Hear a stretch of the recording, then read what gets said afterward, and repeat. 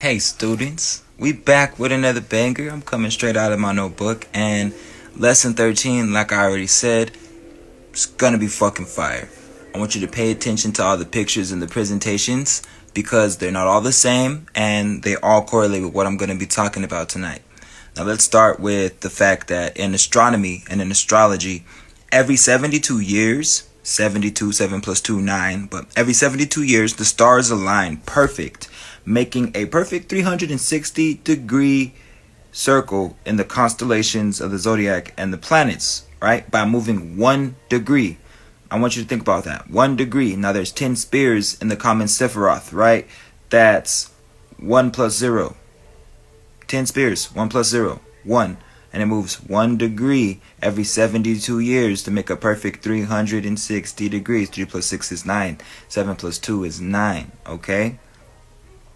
Which is exactly why every great year on the precession of the equinox is 26,000 years, right? 2 plus 6 is 8. We're in an 8 year, okay? The year of the 8, the year of the dragon, okay? And also, that makes what? The great crossing of the photon belt, light belt every 13,000 years, okay? 13,000. 1 plus 3, 4. 4 elements. This is why we're all connected to the 4 elements and have 4 seasons and 4 directions, but also why we have a Merkaba and are referred to each other as beings of light. Now, understand with that being said that we are called beings of light, meaning photon light, because light is a vibration, especially photon light. It's all light. It's all dense light or less dense light. This is pretty much energy. Everything is energy, even the things we can't see. There is a lot more to the science of light than what we just see on the spectrum. This is why I always stress the science of particles and waves. Particles are matter, the seen world, the physical world. We only see about 5 to 7% of our reality. The other percentage is the less dense, that is spirit, that is the unseen world, right? Just because you can't see it doesn't mean that it doesn't exist. I mean, we all believe in oxygen, but we can't see it. The majority of the planet that we feel the sensations around us in is part of the unseen world, not the physical particles, but the unseen waves. The science of particles and waves, okay? You have to understand the science of particles and waves and why I say thoughts become things, because they do. Light follows your thoughts, thought become things. Now, as solar and lunar beings, you have to understand with our quantum field of energy and with our Merkaba, we literally take in and pull in light and pull in energy like plants do with that, photosynthesis. But however, it transforms in us because of melanin, and it goes straight to our pituitary gland and our pineal gland and secretes, okay? And if you don't mess it up, like I gave you in the instructions on how to become the Christos with the secret secretions, then you can become one with the cosmos. Photons are light energy we take in from the ethers and the environment and the cosmos. This is the reason that you see the Kabbalistic tree of life, right? The Halupu tree of life and the flower of life, and you also see it in the cell. And in Kemet and in the Hebrew mystery systems, you have 13 chakras, 13 wheels of light. And then in the Kalipoff of the Kabbalah, you have 13 spears, or the 13 spirits in the Kabbalah. This are the 13 zodiacs and the 13 zodiac wheel, which is also a will, which is symbolic of the divine will, the divine spirit of the will within each and every one of us that we all have, that keeps us going, that makes us persistent, that makes us undying, that divine will, the 360 degrees and the dot. It's all symbolism. It's all been the story of you the whole time. The way NASA depicts our solar system, the way psychologists depict the symbol of the self, the ideal self, and then what programs us, the way that the ancients described the world maps. It's always been a circle with a dot in the middle. the zodiac wheel, the calendar wheel, the I Ching, the equinoxes, the solstice, the physical worlds, the planes, the 7 bodies of man. It's even the heavens, bro, the fucking 13 heavens, the 13 worlds, the 13 dimensions. It's all personified as a circle with a dot in the middle, or the encircled cross, the personification of the north, east, southwest, the earth, air, water, fire, with you, the ether, the spirit, the black dot, the neuromelanin in the center. It's always been you. 3 plus 6 is 9. We're 9 ether beings. There was originally 9 zodiacs. You're in your mother for 9 months. There were 9 Egyptian gods and goddesses, just how there were 9 primordial Sumerian gods and goddesses. It's all the symbols in the story of you told in story form, and you've been duped. We've all been duped. We've all been lied to, put the fucking sheet over our head to believe what we've been told. And we're back. It's me, my handy dandy notebook, you know.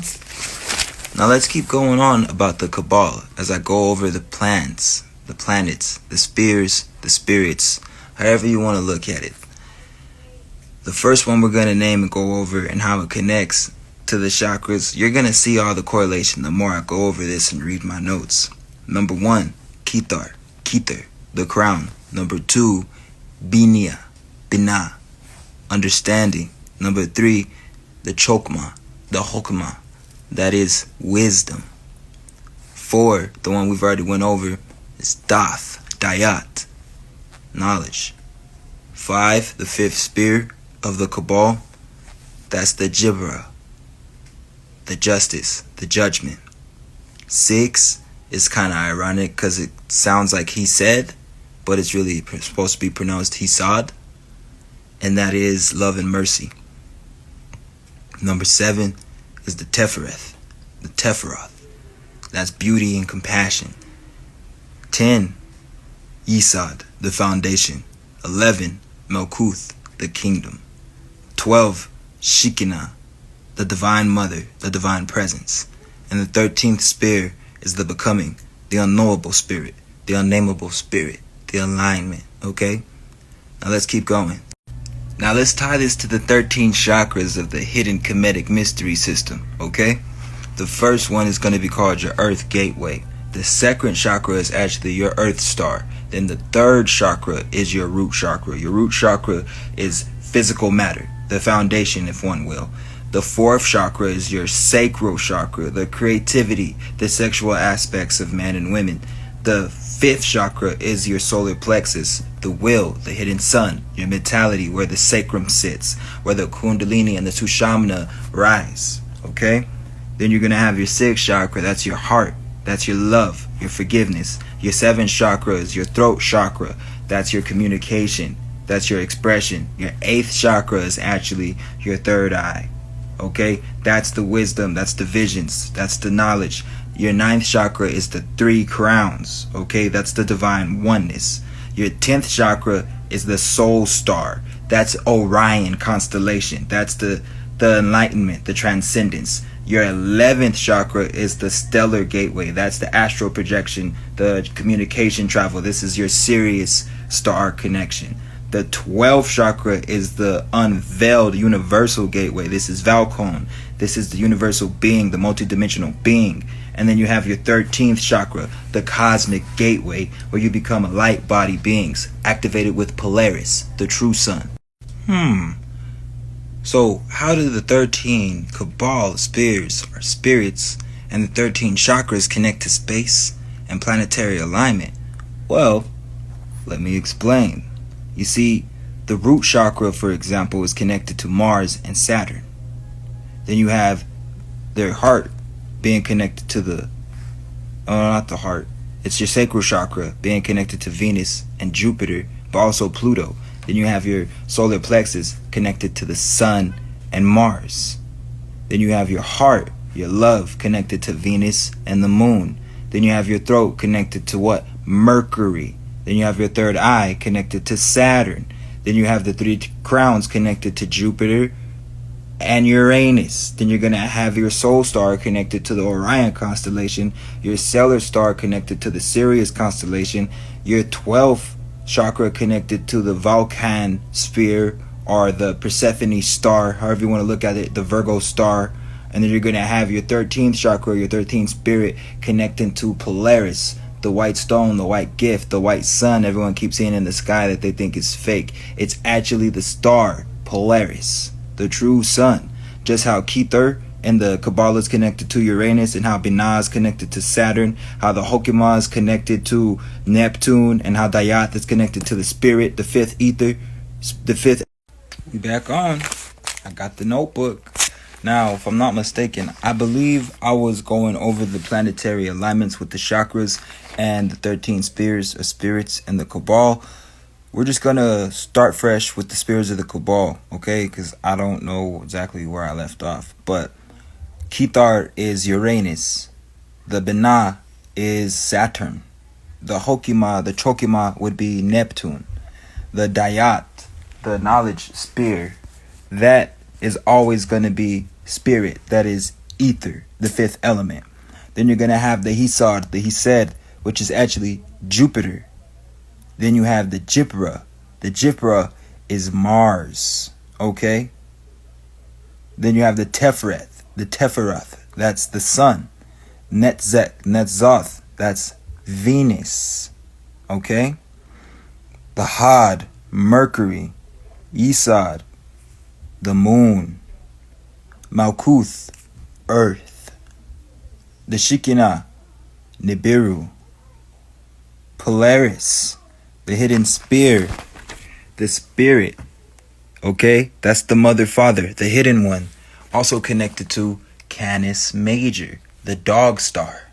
Okay, now that I went over the terms and what they mean and what they're associated with as far as the chakras and the spirit. Now bear with me, students. I'm going to be talking a little fast. You can rewatch this video as much as you like, because I'm going to show you how all these things connect. You see, for example, remember how I was saying and naming how the chakras and the moons are associated with the planets? Well, okay, you have Keter, which is the crown, right? Associated with Uranus. But then you also have the 3 crown chakra associated with Uranus, okay? Same with Mercury. You have Mercury associated with the throat chakra, but then you have the Had and the Cabal associated with Mercury, your majesty and your splendor, right? Now, I want you to pay attention to all of these things because they're broken down into 5 sections. Okay, you see your first 2 chakras, your first 2 spheres in the Cabal are your earth element, your physical matter. The 3rd and 4th are always associated with your fire element, your passion, your desire. This is exactly why it's associated with your sexuality, your creativity, your carnal desires of the flesh, right? And then your 5th and 6th spheres, or your 5th and 6th chakras, are always going to be associated with air, intelligence, and intuition. 7, 8, and 9 are always associated with water, emotion, and energy flow. And then 10 all the way to 13 are associated with your 5th element, your spirit, and your is its own section in itself. Feel free to rewatch lesson 13 because you're going to have to reference this. It's all one lesson. And I told you, students, lesson 13 finna be long as hell. I'm not kidding. Now, let's get this out the way. Planets do not rule anything.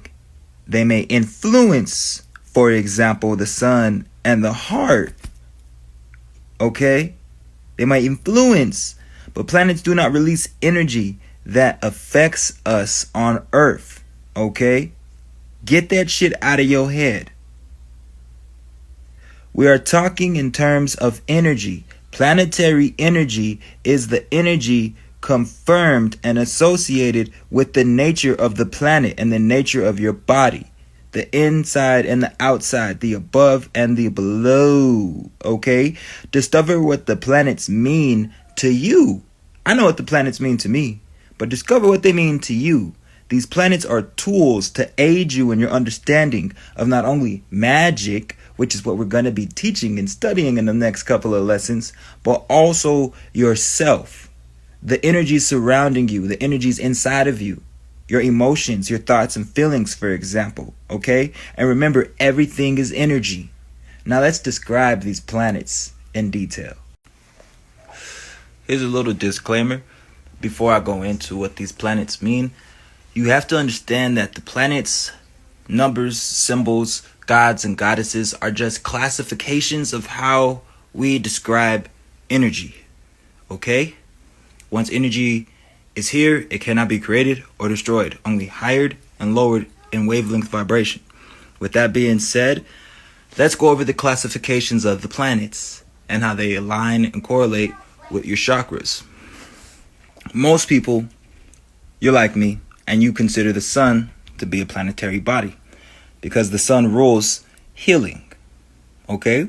The sun also rules, how do you put it? Livelihood, okay? In magic or in the occult world, the sun is the center and governs pretty much all things, including, life, because it emits warmth and it gives heat, which is a generator and conductor of energy, your inner guide, your inner God, right? And it's kind of like harmony and balance in a nutshell. Solar energy is mainly used, like I said earlier, for healing, okay? Its color is usually gold and yellow. Oh shit, before I forget. In the occult world, the sun is known as the bringer of balance, okay? Which brings me to my next point. The moon. Okay. The moon is associated with what? Our memory. It's also associated with our emotions. The moon is receptive and it has no true light of its own, okay? It reflects only the light that it sees and receives from the sun. It only reflects the light also that is channeled and derived from the spirits. If you don't know what I'm talking about, refer to my last lesson when I talked about what the moon is and what it really goes on under the moonlight.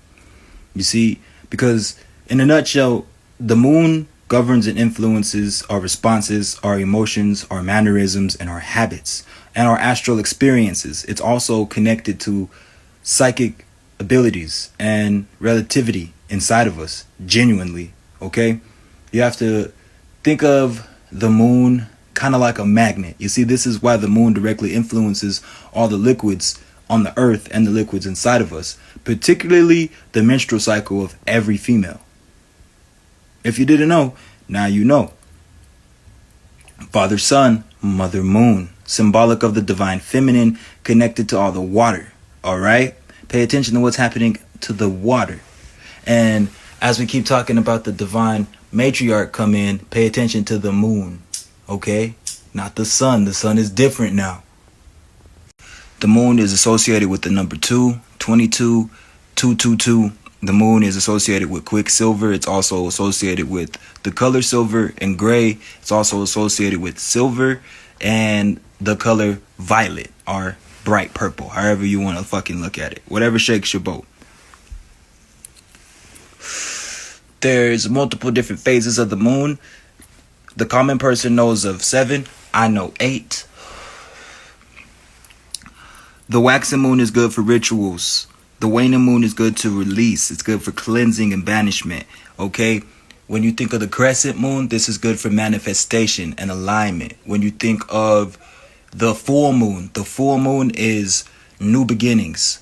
This is great for manifestation. Okay? This is great for psychic abilities being developed. This is great for psychic intuition practices and meditation when the full moon.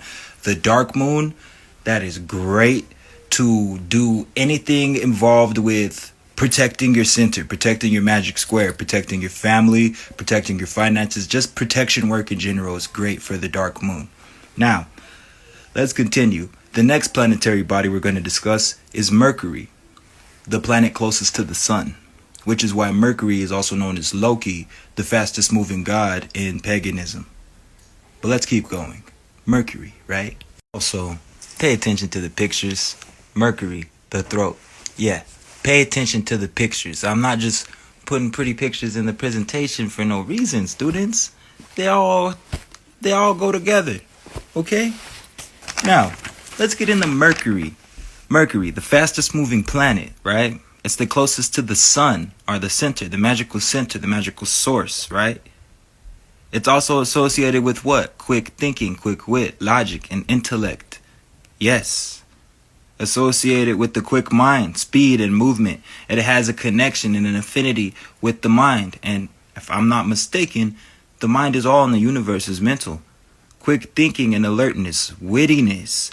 Also a healer through the means of surgery and medicine. Okay, think of the medical symbol Cadeus, which is connected to Hermes, who is a personification of Mercury, which is why he moves so fast. But it's also a personification of Hermes Trismegistus, the equivalent of Mercury. Mercury is connected to the Hermetic arts and the 7 Hermetic principles we went over when I first started. Transcendental magic, mental elevation, ceremonial magic. And its color is what? Orange. And its metal is what? Mercury. Now think about all the mercury underneath the king's chambers in Egypt. And its numbers. Mercury. Now let's do Venus. Okay? The sacral chakra. Also associated with the heart and the moon. Venus. Right? Venus. Oh, Venus. The planet of what? The 5th element. Associated with the ether. Venus is the planet of love, the planet of beauty, which is exactly why it's connected to the Natzek in the Kabbalah. It's the planet of love, sex, and peace. Venus deals with energy, and the energy specifically of influence and magnetism, the energy of attraction and beauty. Venus attracts all because it's nature. Being desire, it is within everyone and controls the ability to attract. The power of desire in itself being one of the most potent we have as humans. Not only that, but hoping, the wishing, the desire in itself. It's part of the affection and the love attributes of Venus. Okay?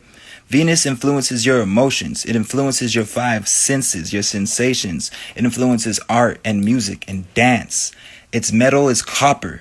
Its color is green. And anytime you do Kundalini yoga, Kundalini magic, euphoric magic, which is serpentine magic, you are working directly with Venus. A notebook here. This brings us to our next planet, Mars. Okay? The dynamic energy. Mars, the red planet, the authoritarian. Why is Mars associated with the solar plexus? The hidden sun. Okay? Why is Mars associated with authority energy? Well, that's the same reason why Mars is attributed as the driving force, the motivator, the taker of action. Mars gets things done. Okay? Mars gets shit done. This is why Mars is associated with Aquarius. This is why Mars, believe it or not, is associated with the yin. This is why Mars, it's not Nasdaq. It's not the Yesod. I believe Mars is connected to, if I'm not mistaken, the Binah. Because Mars is bold. Mars is dynamic. Okay, and Mars does the heroic acts. Mars determines strength. Mars governs and influences the metals in your body of iron. This is why Mars is the color of red. This is why Mars is associated with the number 5. This is also why Mars is what I like to call the authoritarian, the strict father. Okay? That's Mars energy. Now, where were we, students? I believe we just talked about Mars, which brings us to Saturn. I mean, not Saturn. Jupiter. Saturn's after Jupiter. Jupiter, right? Jupiter. The facilitator, right? The fortunate one. The lucky planet. The luck planet. Also heavily associated with Venus energy. Jupiter represents expansion, which is why it's connected to your solar plexus, which is why it's connected to your 3rd eye, which is why you see it here. It's all connected. It's all connected. Jupiter is the lifter of restrictions. Jupiter is the planet of joy, wonder, abundance, mysticism, deep thinking, kindness, so on and so forth. The middle for Jupiter is associated most of the times with tin. The stone, turquoise or sapphire. And the color is blue. Blue, like the 6th chakra. Like the 5th chakra. Like my lesson I talked about with the significance of the color blue. Meanwhile, it's also associated with the number 7, expansion and knowledge. Jupiter. Now we could discuss Saturn. Yes, we're talking about Saturn. The planet everyone's so fucking afraid of. The boogeyman, the Saturn's cube. Well, Saturn is not the planet of death or the devil. Okay? Saturn is the energy of limitation. Saturn is the energy of restriction. It's the energy of discipline. Saturn is consolidation. It slows things down. If you're moving too fast in life and you need to get your shit together, Saturn's here to spank your ass. It's the strict father. Pay attention to all the crazy shit that's going on the planet right now as we're in Saturn retrograde, and how much crazy shit kicked off as soon as we moved into Saturn retrograde. Okay? It's the energy. It's the fucking energy. The discipline. The strict father. It's here to slow people down. It teaches us patience in situations. It teaches us steadiness. Okay? Saturn is the planet of time and control. Time and control.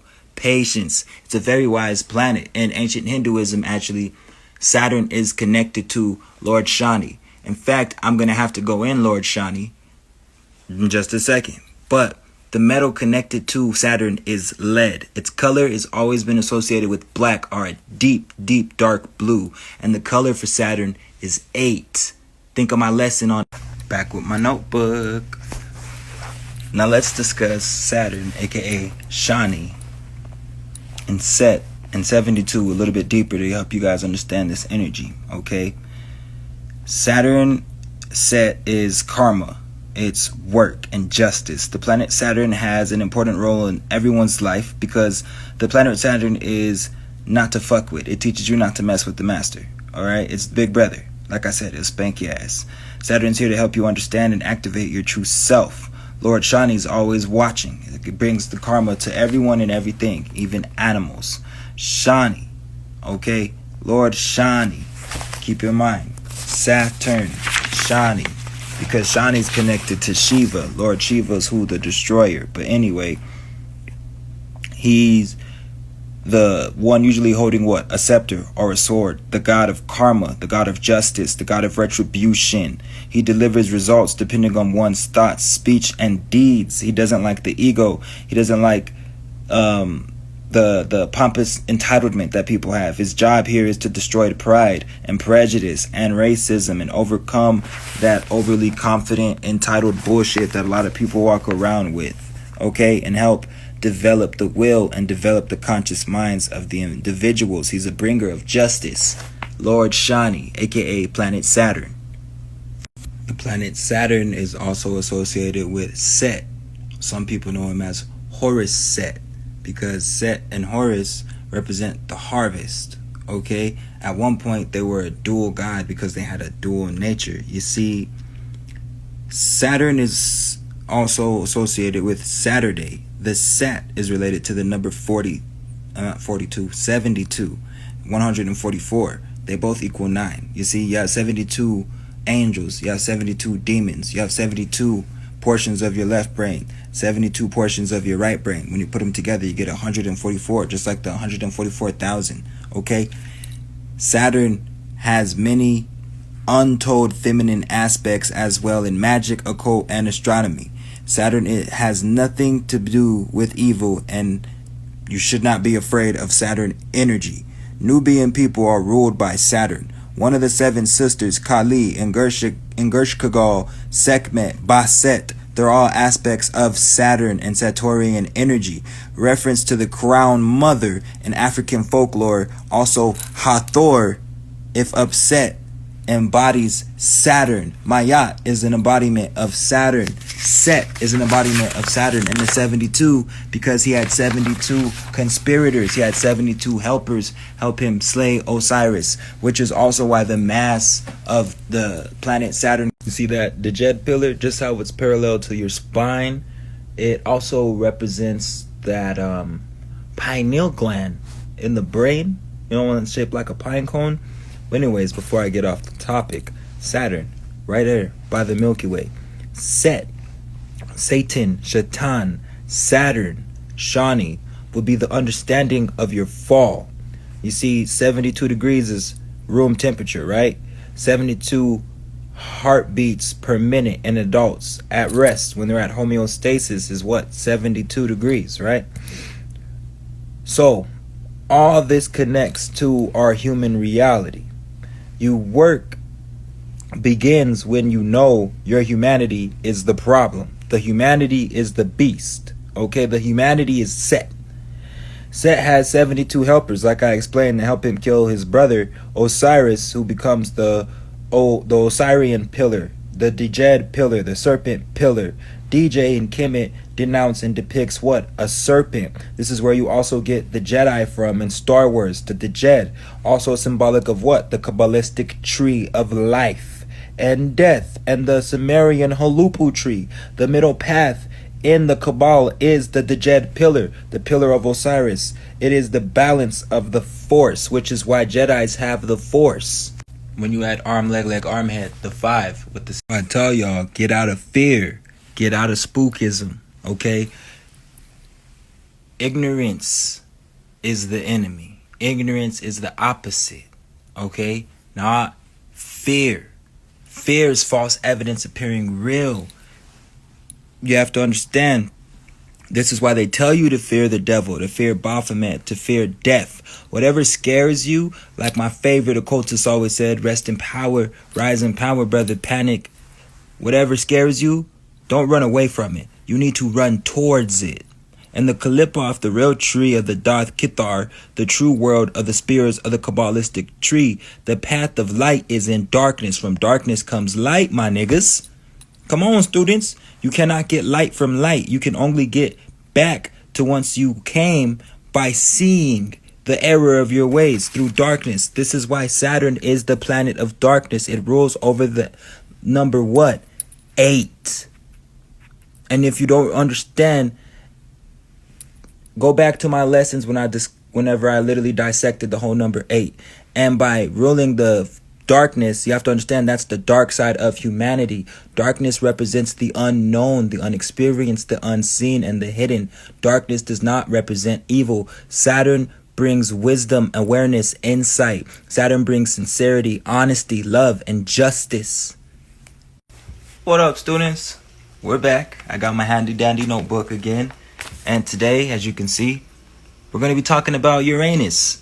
And I don't mean your ass. Now, Uranus is a particularly touchy topic because some people know it as Uranus. Some people know it as Rahu in the Hindu mysticism and Hindu mythology. But Uranus is one of those catalyst planets. You see, it doesn't just influence one thing. I notice you notice the crown, and I think the third eye in the Kemetic planetary alignments connects to Uranus, right? That's because it's connected to your electricity, your electric energy, and your magnetism in all human beings and in our nature, okay? It governs and influences our intuition. It allows us to be free thinkers, which is something very important, especially right now. It's heavily associated with the mind. It allows the mind to flow or be independent. You know what I mean? Its number is 4. And if you don't remember, you can go back to lesson 7, lesson 6, lesson 8, and you'll know all about the heart-brain connection and the number 4. And then you'll see how Uranus ties in with that.